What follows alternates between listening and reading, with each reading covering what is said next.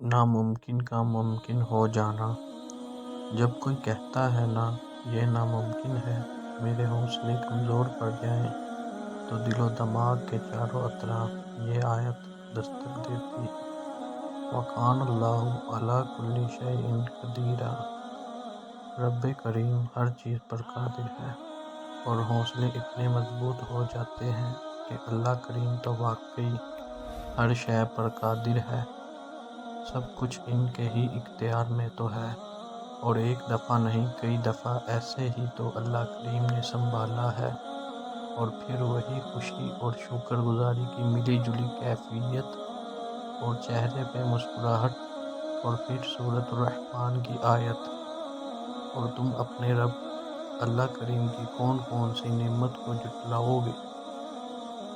اور ایسا سب کے ساتھ ہی ہوتا ہے، کبھی نہ کبھی، کہیں نہ کہیں، یا اکثر ہم ہمت ہار جاتے ہیں اور ہمیں لگتا ہے کچھ نہیں ہو سکتا، مگر اللہ کریم کا کن کہنا اور ناممکن کا ممکن ہو جانا۔